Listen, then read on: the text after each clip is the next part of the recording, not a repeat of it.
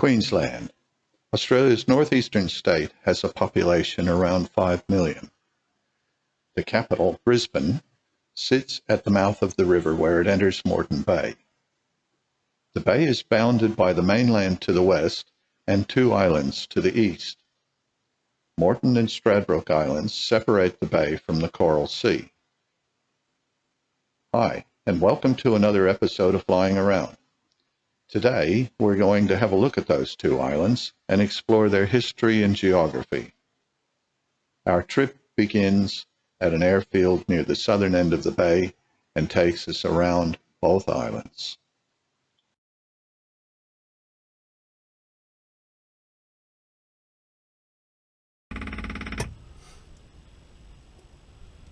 Thanks. Clear prop.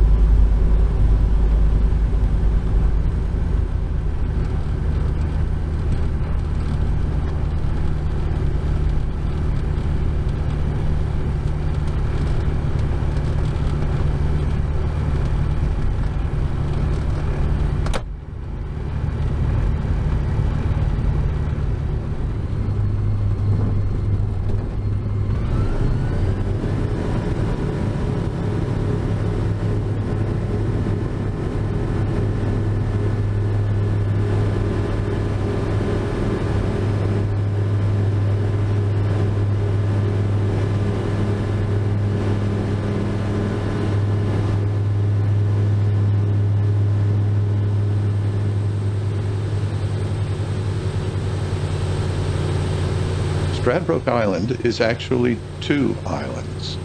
The inlet at Jumping Pin that separates the two broke through in 1898 during a cyclone.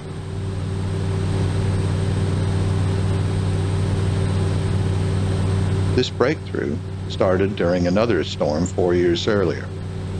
In the storm of 1894, the canvas Wallis was washed ashore and wrecked on the beach.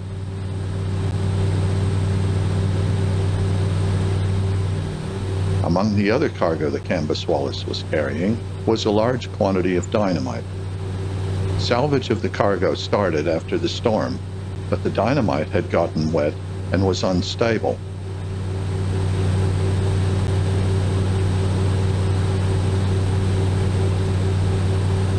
Rather than try to move them, the crates of explosives were stacked on the shore and detonated. The explosion weakened the shore there and led to the breakthrough that split the island and created the inlet.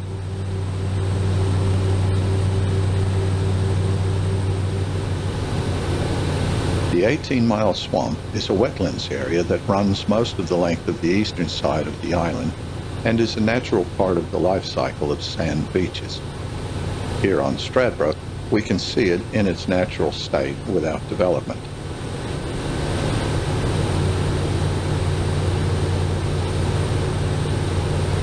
At the southern end of the swamp, near Swan Bay, there are remains of a ship that are thought to be a Portuguese or Spanish galleon. Some believe that the ship dates to the 1500s, which is well before the time of the first British settlements in Australia.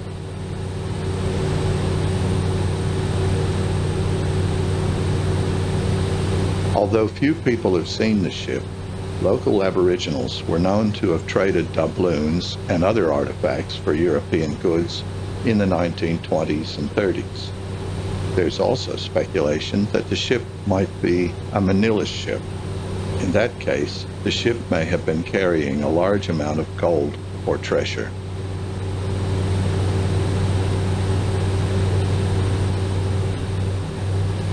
In 1949, Australian Consolidated Industries commenced sand mining operations on North Stradbroke Island.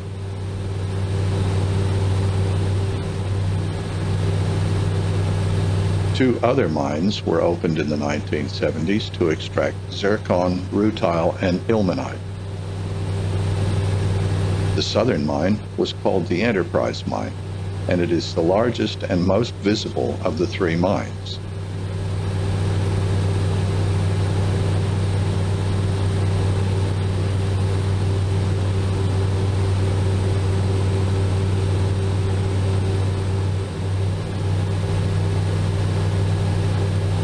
northern mine was called the Yarraman Mine, and it can be seen just south of Point Lookout.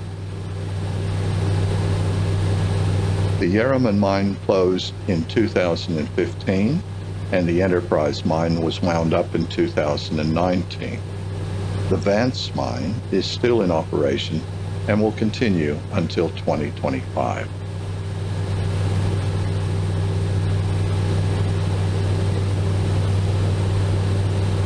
In 1935, the first land sales took place at Point Lookout. Then, in the 1950s, planning began on the Point Lookout Township, with residential land sold in stages over the following years. Point Lookout is the main tourism area, with easy access to the beaches on the northern and eastern sides of the island. Almost all forms of holiday accommodation are available at Point Lookout, and it is one of the main economic areas on the island.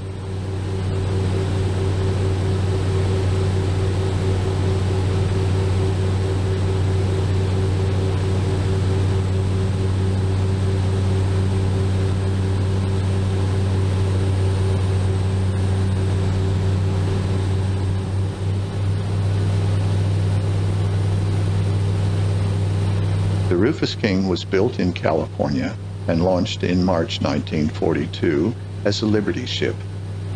In July that year, the ship ran aground in South Passage after mistaking that for the main entrance to the bay. The bow section was salvaged and later reused. The stern was left where it was and later used for target practice by local air forces.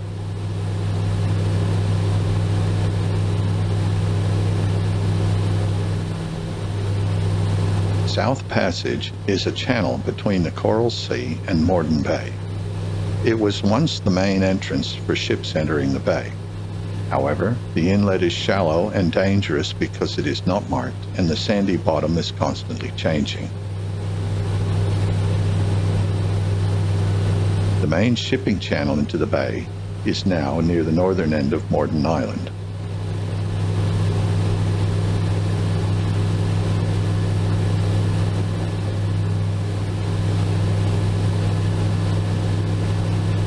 Moreton is the third largest sand island in the world and is 37 kilometers long and 13 kilometers at its widest point. The island forms the northern border between the bay and the Coral Sea. 95% of the island is national park, and so the island is mostly uninhabited. All of the residential areas on the island are on the western side facing the bay. There is a resort on the island, and the island is popular for four-wheel driving, recreational fishing, camping, and whale watching.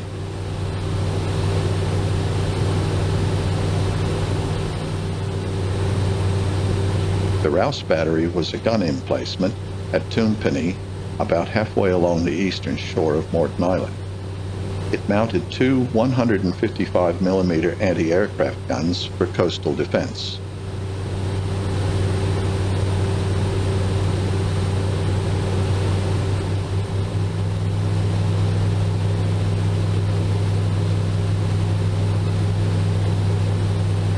The point where the lighthouse is located is not the highest point on the island. The highest point is a sandhill called Mount Tempest, which reaches 280 meters. The lowest point is not known, but there are a number of freshwater lakes on the island, with Blue Lagoon being the largest and most popular.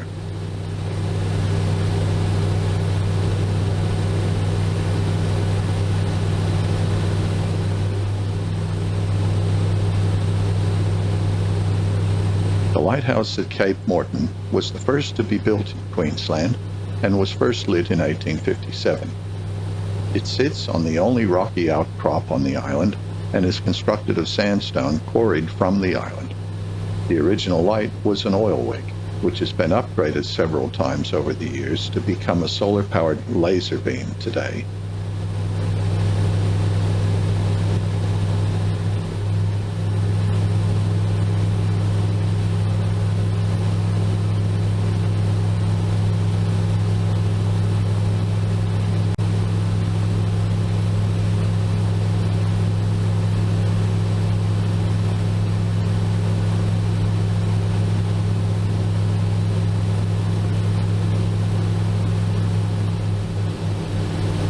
The township of Bulwer was established in 1848 as a pilot station.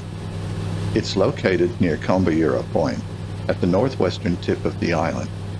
It offers a variety of tourist accommodation, and there are also privately owned holiday homes and fishing clubhouses. Several barges and dredges have been sunk on the beach there to form a protected swimming enclosure. Bulwer is accessed by passenger ferry or by four-wheel drive bus from Tangalooma. In 1968, the Underwater Research Group of Queensland started a project to build an artificial reef near Moreton Island. The reef was named after John Curtin, who was a member of the group and had the vision to build it. The reef consists of sunken vessels, concrete pipes, car bodies, and even an old Brisbane tram.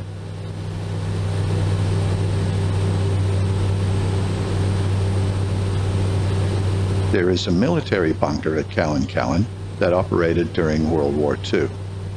At its peak, 900 soldiers were stationed there. Moreton Island also anchored the eastern end of a submarine detection cable that stretched across the top of the bay to Bribie Island.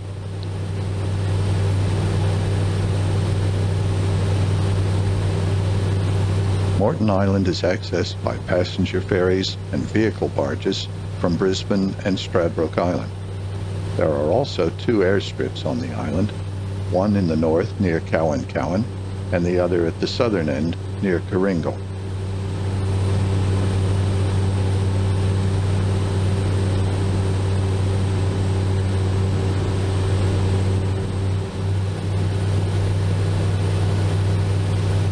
A few miles north of Tangalooma, several ships and dredges have been sunk as an artificial reef. The reef protrudes above the water and forms a small harbor where the vehicle barges land. The reef is very popular with boaties and swimmers and provides some shelter from westerly winds.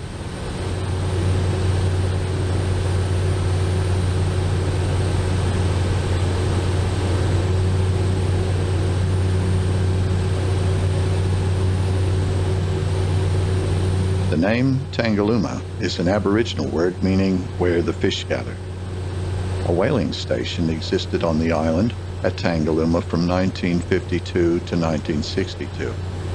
The station caught and processed 6,277 humpback whales during its time in operation. When the operations started, the population of humpbacks was estimated at around 10,000 whales. 10 years later, the population was estimated at only 500. Remnants of the station are still visible near the resort.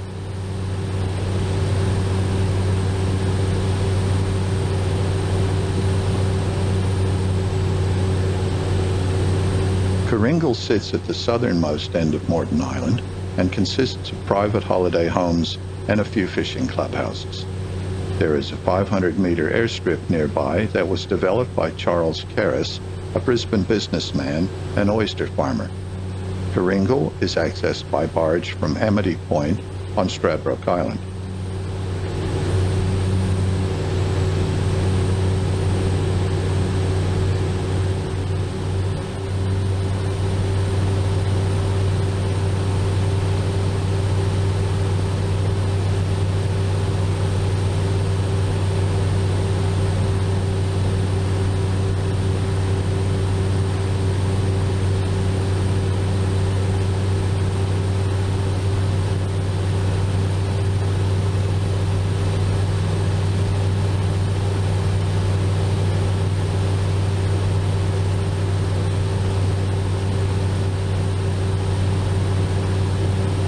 Amity is located on the northwestern point of the island where the tidal flow turns from the southern part of the bay into South Passage.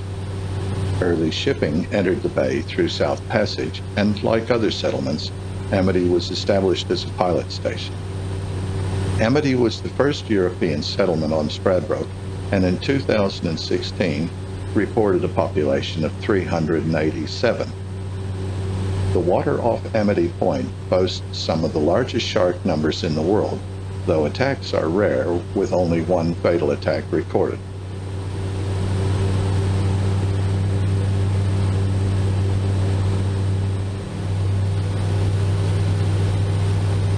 From 1865 to 1946, the state government operated an asylum at Dunwich for the sick and the poor. It also operated as a lazaret for white leprosy patients from 1892.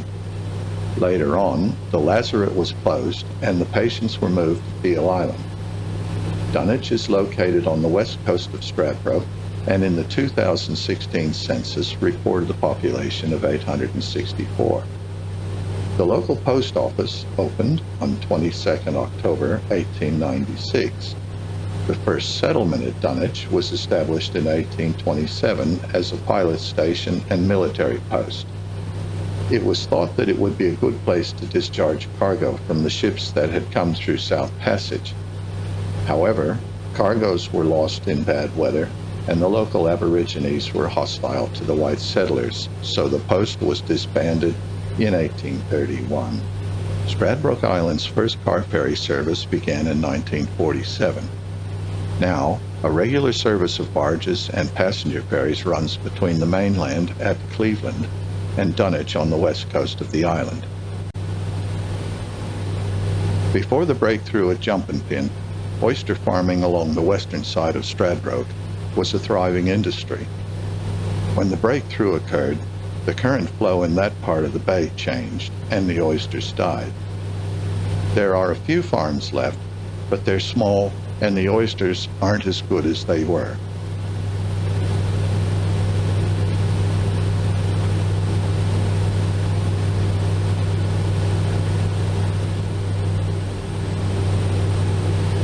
Well, I hope you enjoyed flying around Moreton and Stradbroke Islands today. If you did, please hit the thumbs up button and consider subscribing to our channel. If you didn't like the video, or there were other things you would have liked to have seen in it, please leave a comment below and let us know.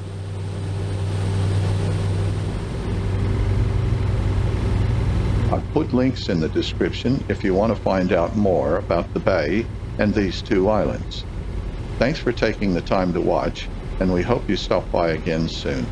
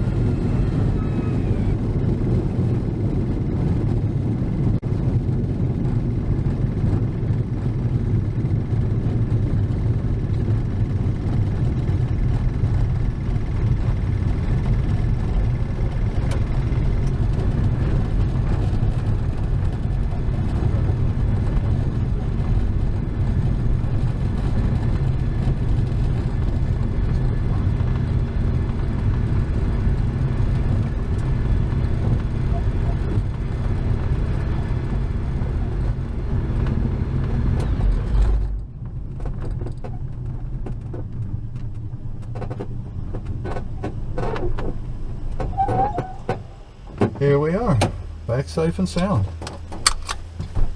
And that's your bloomin' lot for today.